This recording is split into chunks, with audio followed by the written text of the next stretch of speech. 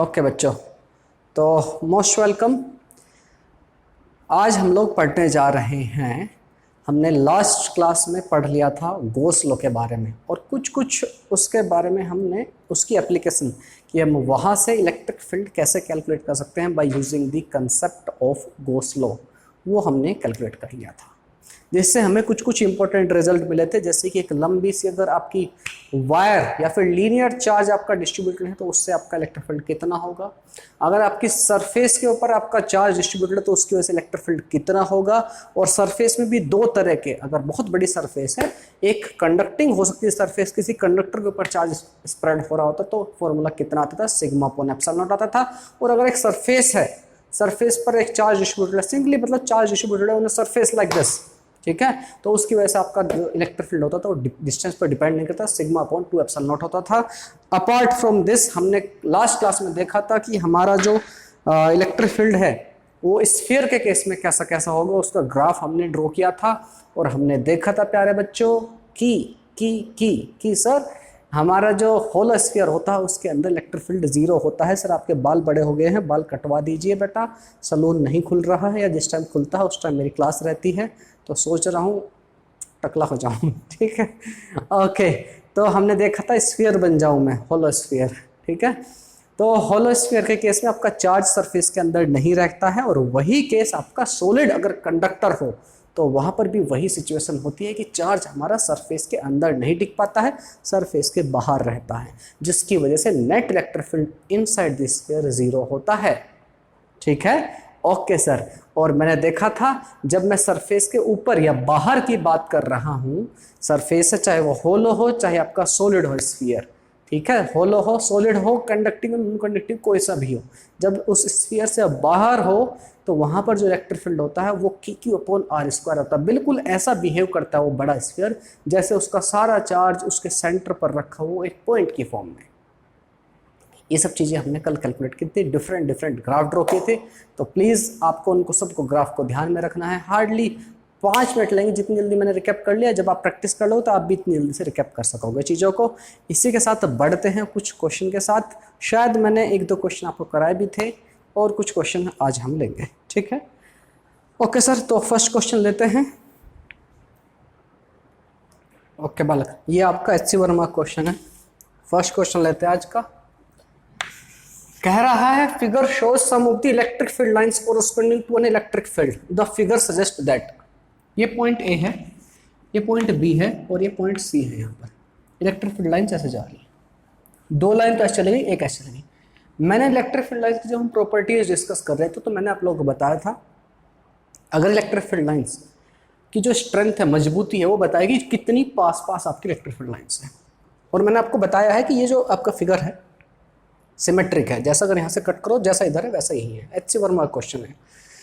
तो आप यहाँ पे देखो, यहाँ पर फील्ड लाइंस कैसी है, पास पास, यहाँ पर भी क्या है, पास पास, मतलब जितना इलेक्ट्रिक फील्ड यहाँ है उतना ही इलेक्ट्रिक फील्ड यहाँ पर है। तो आपका ऑप्शन ये वाला तो हो गया खत्म, ये तो हो नहीं सकता। अब इनको देखते हैं, जितनी electric field line point A के आसपास है क्या वो उतनी बी के आसपास है, नहीं, सी के आसपास यस। तो इस यहाँ जो इलेक्ट्रिक फील्ड होगा वो इन दोनों से अलग होने वाला है, ऑप्शन बी भी जो है। यहाँ पे इलेक्ट्रिक फील्ड लाइंस पास पास हैं, तो मतलब यहाँ का इलेक्ट्रिक फील्ड लाइंस बिल्कुल सिमेट्रिक बताए, तो यह इतना इलेक्ट्रिक फील्ड है, यहाँ पर भी वही होगा। और यहाँ पर दूर दूर है, मतलब इलेक्ट्रिक फील्ड यहाँ पर वीक है। इसका मतलब क्या है, electric field at E equal to A equal to electric field at C, और वो ग्रेटर देन है किस सर, B पर। तो ग्रेटर देन कौन सा, D for daily is the correct answer, D for daily is the correct answer, ठीक है। क्वेश्चन नोट डाउन कीजिए, फिर बढ़ते हैं नेक्स्ट क्वेश्चन की तरफ। ओके, नेक्स्ट क्वेश्चन देखिए बेटा, ये भी आपकी HC वर्मा बुक से ही है, ठीक है। क्वेश्चन क्या कह रहा है, an electric dipole is placed in uniform electric field, the net force on the dipole is always. Uniform electric field का मतलब होता है इस तरह रिप्रेजेंट करना कि स्ट्रेट लाइन हो और इक्वी स्पेस्ड हो, बराबर स्पेस हो इनके बीच में। अगर ये 1 सेंटीमीटर तो ये भी 1 सेंटीमीटर, तो ये भी 1 सेंटीमीटर। अगर यहाँ पर आप डायपोल को प्लेस करते हैं -Q charge plus Q charge, तो प्यारा बच्चा इसके ऊपर कितना फोर्स लगा, इधर की तरफ फोर्स लगा सर QE, इधर की तरफ भी फोर्स लगा QE, फोर्स चार्ज इनटू आपका इलेक्ट्रिक फील्ड। अगर ये इलेक्ट्रिक फील्ड ई है, अगर आपने माना है इलेक्ट्रिक फील्ड ई है, तो प्यारा बच्चा डायपोल के ऊपर जो नेट फोर्स है, क्यू ई फोर्स इधर लग रहा है, क्यू ई फोर्स इधर लग रहा है। मैं ये नहीं कह रहा हूं कि टॉर्क जीरो है, नेट टॉर्क जीरो है, बट नेट फोर्स जो है क्यू इधर है, क्यू इधर है, तो नेट फोर्स तो जीरो होगा ऑलवेज। तो option A for apple is correct, is always zero. B क्या कह रहा है, depends on orientation of dipole. नहीं जी, कहीं भी आप रख लीजिए, कैसा भी रख लीजिए, क्यू ई फोर्स पॉजिटिव वाले चार्ज पे इधर लेगा, नेगेटिव वाले चार्ज पे इधर लेगा always. Can never be zero, कोई मतलब ही नहीं है। Depends on strength of dipole, not at all, कोई मतलब ही नहीं है। डायपोल तो डायपोल होता है, एक पॉजिटिव चार्ज एक negative charge separated by A small distance, जिसको हम 12 मानते थे, ठीक है। और डायपोल मोमेंट की जो वैल्यू होती है P equal to Q into 12 होती है। मेरे ख्याल से क्वेश्चन समझ में आ गया होगा। बढ़ते हैं नेक्स्ट क्वेश्चन की तरफ, इसे नोट डाउन कीजिए। चलिए देखते हैं बेटा नेक्स्ट क्वेश्चन क्या है। नेक्स्ट क्वेश्चन को मैंने स्टार मार्क किया है, इसका मतलब है इट में have more than one correct answer, ठीक है। ओके देखते हैं क्या कह रहा है। इन electric dipole is placed in an electric field generated by a point charge। यहां पर कुछ छिपा हुआ है। अब कुछ कहा गया है, इनमें से कौन सा सही ऑप्शन है आपके। तो पहले इसका डायग्राम ड्रॉ करते हैं। एक पॉइंट चार्ज की वजह से, मैं मान लो सपोज करो पॉइंट चार्ज आपका पॉजिटिव चार्ज है, लेट इट बी, नेगेटिव मान सकते हैं, कोई प्रॉब्लम वाली बात नहीं है। तो इसकी वजह से इलेक्ट्रिक फील्ड कैसा बनता है, तो आप लोग जानते हैं इलेक्ट्रिक फील्ड कुछ ऐसा, कुछ ऐसा, कुछ ऐसा, लाइक दिस।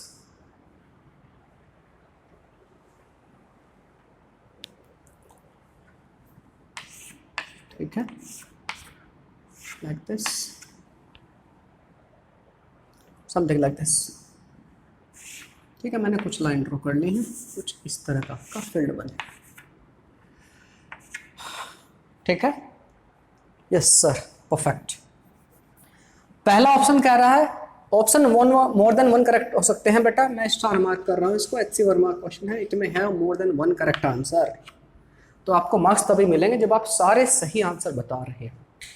अगर सपोज करो 3 सही थे आंसर इसमें से, उसमें 2 बताए तो भी आपको मार्क्स नहीं मिलने वाले। चारों सही थे, आपने से 3 बता दिए उसमें, तो भी आपको मार्क्स नहीं मिलेंगे। Marks will be allotted if you are answering them all of them correct. ठीक है, ओके। पहला कह रहा है the net electric force on the dipole must be zero, और दूसरा कह रहा है the net electric force on the dipole may be zero. ठीक है, ओके। पहले इन दोनों ऑप्शन को देखते हैं। मेरा डायपोल मैं कैसे कैसे रख सकता हूं जिसमें मेरा चांसेस हैं कि मुझे आंसर जीरो या मे बी जीरो या मस्ट बी जीरो मिल सकता हो, मे बी जीरो या मस्ट बी जीरो मिल सकता हो। तो आंसर क्या होगा? डायपोल को सर यहां पर या कहीं पर भी यहां पर रख लेते हैं, ऐसा रख सकता हूं या ऐसा रख सकता हूं मैं डायपोल को। ठीक है, ये नेगेटिव पॉजिटिव चार्ज, कोई सा भी नेगेटिव ले लो यहां पर, तो प्लस ले लो। यही 2 एक ऐसी पोजिशन है जिसमें मोस्ट प्रोबेबली मेरा आंसर जीरो होने के चांसेस हैं। या डायपोल को उल्टा पलट कर तो कोई फर्क नहीं पड़ता। देखो इस वाले केस को समझता हूं मैं। यहां पर जो इलेक्ट्रिक फील्ड होगा, इलेक्ट्रिक फील्ड का फॉर्मूला क्या होता है आप कहोगे, ये सपोज करो आपका पॉजिटिव चार्ज क्यू है, इलेक्ट्रिक फील्ड का फॉर्मूला होता है KQ/R²। यही होता है इलेक्ट्रिक फील्ड का पॉइंट चार्ज की वजह से KQ/ जितनी दूरी पर है। तो आप अगर इस वाली पोजीशन के लिए देखो, फर्स्ट पोजीशन के लिए मैंने कहूँ इसको मैं, अगर डायपोल आपका ऐसे रखा हुआ, इसको मैं बाद में लूंगा, तो आप देखोगे आपका नेगेटिव चार्ज पास में है और पॉजिटिव चार्ज दूर है। तो इसके ऊपर जो फोर्स लग रहा होगा इधर की तरफ, नेगेटिव के ऊपर फोर्स किधर लग रहा होगा, इधर की तरफ, पॉजिटिव की तरफ उधर की तरफ। लेकिन पॉजिटिव की तरफ जो फोर्स लग रहा है वो थोड़ा कम होगा क्योंकि डिस्टेंस जो है आपकी बढ़ चुकी है। समझ में आ गया बात? फोर्स कितना होगा, QE है ना, QE इधर फोर्स है, लेकिन यहाँ पर इलेक्ट्रिक फील्ड आपका कैसा मजबूत है क्योंकि पास में है। यहाँ पर भी आपका इलेक्ट्रिक फील्ड QE रहेगा, लेकिन इलेक्ट्रिक फील्ड आपका वीक हो चुका है कंपेयर टू दिस वन। तो नेट फोर्स जीरो नहीं होने वाला है। तो ये कह रहा था net electric force on dipole must be zero, तो आंसर गलत है, बिल्कुल गलत। मे बी जीरो, क्या ऐसी कोई कंडीशन हो सकती है कि जहां पर जीरो हो जाए? तो सोचने में आपको लगता हो कि शायद यहां बात बन जाएगी, शायद, है ना, क्योंकि अब इनकी दूरी जितना दूर ये है अब ये भी उतना ही दूर है। अब बात बन जानी चाहिए, ऐसा लगता होगा देख करके बच्चों को, इसलिए कुछ बच्चों ने इसका आंसर बी और डी भी जनरली हम जल्दबाजी में दे देते हैं। तो पहला ऑप्शन मेरे ख्याल से समझ में आ गया है। आप लोग इनके रीजन खाली इनको आंसर को टिक ना करें, इनके रीजन भी आप लोग अपनी नोटबुक में लिखते रहें कि क्या क्या रीजन मैंने आपको बताया। अपनी लोकल लैंग्वेज जो भी आप लैंग्वेज बोलते हैं, हिंदी, इंग्लिश, मराठी, स्पेनिश, कन्नड़, तमिल, जो भी आप बोलते हैं। तो पहला आंसर मेरे ख्याल से 0 होगा। मस्ट वाली बात बिल्कुल ही खत्म है, तो इसकी कहानी खत्म करते हैं। ठीक है, अभी इस केस में अगर मेरा डायपोल ऐसे रखा हुआ है तो यहां पर आप देखोगे दोनों जगह पर जितना इलेक्ट्रिक फील्ड की स्ट्रेंथ यहां है वही इलेक्ट्रिक फील्ड की स्ट्रेंथ यहां हो रही है। मतलब इलेक्ट्रिक फील्ड दोनों जगह पर सेम होगा, के क्यूब और आर स्क्वायर। ये भी यहां से डिस्टेंस आर पर मान लो, ये भी आर पर। ठीक, बिल्कुल सर। तो यहां पर इलेक्ट्रिक फील्ड शायद इसके ऊपर फोर्स जो है शायद 0 हो जाए। देखते हैं इसके ऊपर फोर्स किधर लग रहा होगा, नेगेटिव चार्ज है पॉजिटिव चार्ज है, तो इधर की तरफ डायरेक्शन क्या होगी, लाइक दिस। जिधर इलेक्ट्रिक फील्ड है उधर ही फोर्स की डायरेक्शन होती है। ठीक, इसके ऊपर फोर्स की तरफ इधर इधर। समझ में आ रही है मैं क्या कह रहा हूं? इसके ऊपर फोर्स की तरह सर इधर की तरफ, इसके ऊपर फोर्स की तरह इधर। क्या नेट फोर्स 0 होंगे? Force is a vector quantity. हाँ, मैग्नीट्यूड सेम होंगे। मैग्नीट्यूड इसके ऊपर भी QE होगा, इसके ऊपर भी QE होगा। तो QE से QE कब कैंसिल हो सकता है? जब इनकी डायरेक्शन एग्जैक्टली 180 डिग्री पर होते हैं अपोजिट। एक फोर्स आपका इधर होता और दूसरा फोर्स आपका इधर होता। इसके ऊपर भी फोर्स QE लग रहा होता, इसके ऊपर भी फोर्स QE लग रहा होता। अगर ये 180 डिग्री पर होते, एक इधर फोर्स होता एक इधर फोर्स होता, तब तो फोर्स 0 हो सकता था। लेकिन अभी क्या कहानी है? अभी सर कहानी ये है, they are not anti parallel या पैरेलल एंटी पैरेलल नहीं। एक की डायरेक्शन कैसी है सर? इधर। दूसरी डायरेक्शन कैसी है? इधर। ये कुछ ऐसा। क्या इन दोनों से नेट फोर्स 0 बन पाएगा कभी? अगर इनके बीच का एंगल 180 डिग्री नहीं है, क्या इससे दो फोर्स हैं आपको, आप अपने आप को समझिए, मुझे समझिए। मेरा कोई इंसान इधर से खींचे तो नेट फोर्स 0 हो सकता है। लेकिन अगर कोई इंसान इधर से और इधर से खींचे तो मैं यहीं पर खड़ा रहूंगा, उधर की तरफ भागूंगा, नेट फोर्स 0 नहीं हो सकता। और एक यही ऐसी कंडीशन थी जहां पर फोर्स का मैग्नीट्यूड सेम था। आप इसको ऐसे रखिए आप कैसे ही करता रहिए, जब फोर्स आपके सेम, एक आप कह सकते हो लाइन के पैरेलल नहीं होंगे, तब तक फोर्स 0 नहीं हो सकते। तो आपका ऑप्शन नंबर बी भी गया, जो कि इंपॉर्टेंट था, लगता था कि बात बन जाएगी इससे। ऑप्शन नंबर बी भी आपका गलत है। बात करते हैं, the torque on dipole due to the electric field must be 0। Must मतलब हर एक कंडीशन में टॉर्क 0 होगा। अगर मैं इसी को देखूं, क्या ये टॉर्क 0 है? ये इसको इधर की तरफ घुमाने की कोशिश कर रहा है, ये इसको किधर लेके इधर लेके जाने की कोशिश कर रहा है इस हिस्से को। ठीक है, और ये वाला हिस्सा इधर। तो आपका टॉर्क क्या होगा? टॉर्क अगर आपका ऐसे रखा हुआ है, इसको टॉर्क मान लो थोड़ी देर के लिए, टॉर्क मतलब डायपोल मान लो, डायपोल को तो टॉर्क तो है इसके ऊपर, तो टॉर्क मस्ट बी 0 तो कहना बिल्कुल गलत है sir. This is absolutely rubbish. तो सर एक ही ऑप्शन बचता है, आपका आंसर आ ही गया है। हाँ, आंसर आ गया है। The torque on the field due to the torque on the dipole due to the field may be 0। लेकिन ये समझना जरूरी है कि अगर कह रहे हैं 0 तो कहाँ होगा, कैसी सिचुएशन में होगा। तो देखिए बेटा, अगर आपका डायपोल कुछ ऐसा रखा हुआ है, कैसा सर? कुछ ऐसा, -q और इधर +q। देखो इसके ऊपर फोर्स किधर लग रहा होगा सर? इधर की तरफ। इसके ऊपर फोर्स किधर लग रहा होगा? इधर की तरफ। मैंने आपको क्या बताया था, टॉर्क क्या होता है? एक एक्सिस ऑफ रोटेशन होती है ना, फोर्स होते हैं, और उस एक्सिस ऑफ रोटेशन डिस्टेंस कितनी। अगर मैं मान लूं, सपोज करो यहाँ पर एक्सिस ऑफ रोटेशन होती, अगर रोटेट होता तो इसी की इसके ऊपर परपेंड, ये आर भी ऐसे ही है और जो फोर्स है वो भी ऐसे सेम ही डायरेक्शन में। आपको याद है ना, R cross F sin theta होता है, क्या याद रखिए, R F sin थीटा होता है सिंपली। तो थीटा चाहे 0 हो, अभी 0 है, या इसको डायपोल को पूरा ऐसे घुमा के रख देंगे तो थीटा 180 हो जाएगा। साइन 0 और 180 की वैल्यू होती है कितनी? आंसर है 0 सर। तो मे be 0, yes it may be 0। इस सिचुएशन में आपका टॉर्क जो है 0 हो रहा होगा। Option D for daily is only correct answer. बाकी A, B and C are wrong. ठीक है, अच्छा क्वेश्चन था, नोट डाउन कर लीजिए, फिर बढ़ेंगे नेक्स्ट क्वेश्चन की तरफ। नेक्स्ट क्वेश्चन देखते हैं बेटा, ये आपकी HCRM बुक से है। इसके ऊपर भी स्टार मार्क लगा हुआ है, तो इट में है more than one correct answer. कह रहा है a proton and an electron are placed in a uniform electric field. एक यूनिफॉर्म इलेक्ट्रिक फील्ड है, straight line, equidistance from each other. इसके अंदर एक प्रोटॉन और एक इलेक्ट्रॉन रखा हुआ है। ऑप्शन फर्स्ट करा था electric force acting on them will be equal. तो अगर मैं प्रोटॉन के ऊपर होता है sir positive charge plus Q मान लेता हूं, तो इसके ऊपर तो फोर्स लगेगा इधर। इलेक्ट्रॉन के ऊपर होता है चार्ज माइनस क्यू। क्यू का मतलब यहाँ पर वही है 1.6 × 10⁻⁻19 कूलम। इसके ऊपर फोर्स लगेगा इधर। तो दोनों के दोनों force is a vector quantity, दोनों एक इस डायरेक्शन में एक डायरेक्शन में, तो मतलब ही नहीं है इक्वल होने का।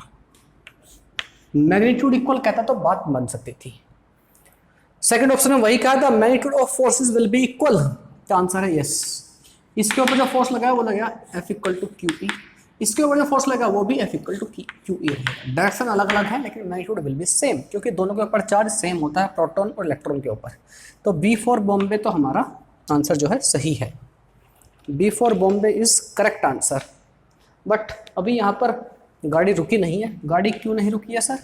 क्योंकि बेटा ऑप्शन में मोर देन वन करेक्ट हो सकते हैं। नेक्स्ट ऑप्शन कह रहा है there acceleration will be equal.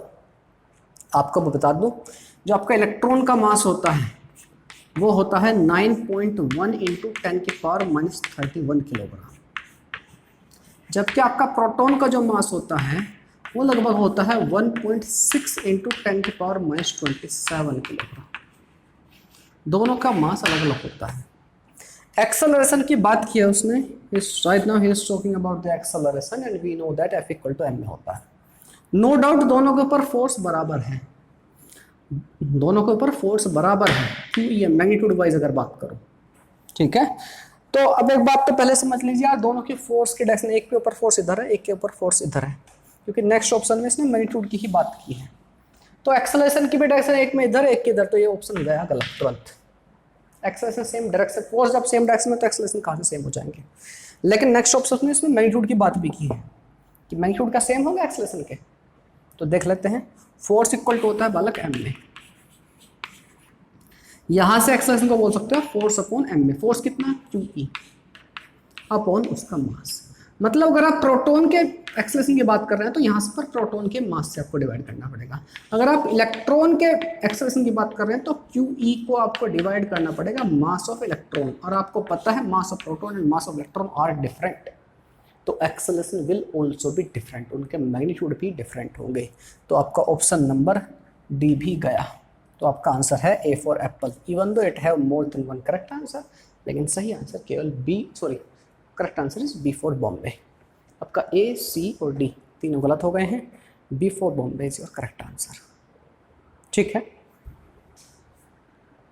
दोनों के ऊपर चार्ज सेम रहते हैं, इसलिए आपका बेटा QE फोर्स का जो मैग्नीट्यूड है इधर और इधर सेम रहने वाला है। इलेक्ट्रिक फील्ड तो यूनिफॉर्म है, और चार्ज जितना आपका चार्ज इलेक्ट्रॉन के ऊपर रहता है वही चार्ज प्रोटॉन के ऊपर रहता है, which is equal to 1.6 × 10⁻⁻19 coulomb.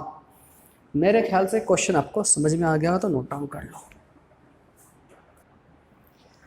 तो आज के लिए हम क्लास करेंगे यहीं पर एंड।